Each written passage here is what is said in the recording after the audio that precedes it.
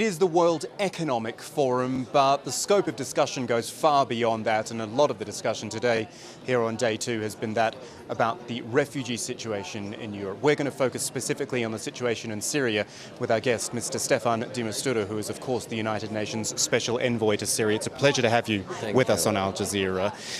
I need to talk politics with you, and we will do that, but let's start with the humanitarian situation. You have been visiting Damascus, you have been visiting Homs, you've gone to these places. You can tell us on the ground what it's like. What do people tell you when they know that you are the man charged with trying to bring about an end to this war? The first thing they tell me, please don't organize another conference. We already had two on Syria, and we don't see any impact on our everyday life. We want no more bombing. We want a pause of the fighting. We want vaccination to our children because 50% of them are not being vaccinated. We want our children to go to school. We want access to food. We want convoys of you, the UN, who are ready to do so, and we see you stopped at roadblocks. That's what we want while you talk about the future of Syria and about peace. And 5 years into a war, what do you say to them in return? Because, as I say, after 5 years, they would have heard it all, I think.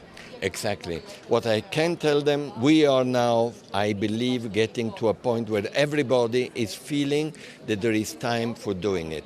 There are many new elements which you didn't have before, dear friends.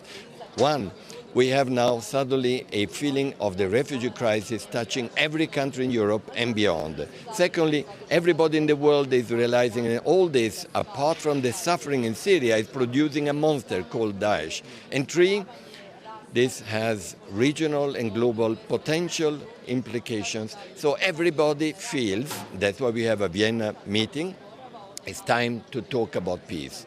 Of course, it will be uphill, it will be difficult, there will be walkouts, walk-ins.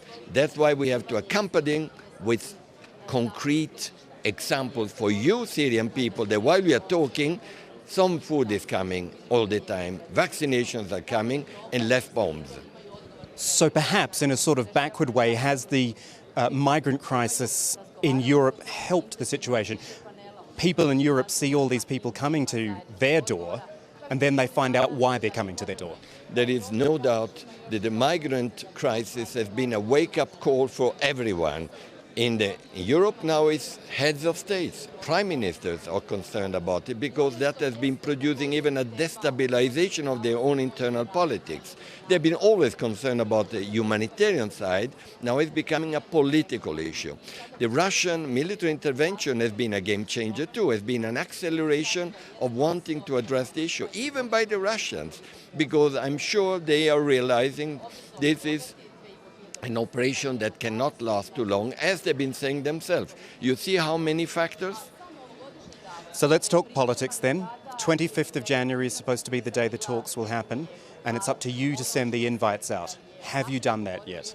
No, I've not done yet, because this time I had promised to myself and to the Secretary General, when I do so, I need to feel comfortable that it will not be another Geneva II. And there have been hiccups.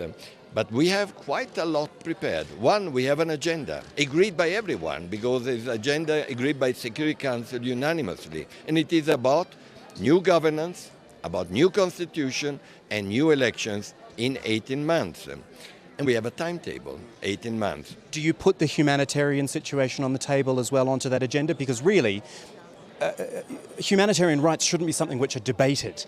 They are human rights. The UN says that is a person's right.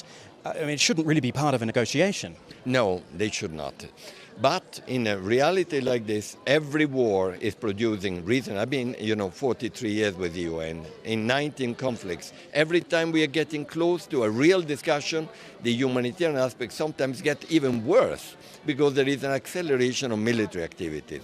So what we are going to do, and we already started, is linking the discussions in the conference with actual what we call confidence building measure.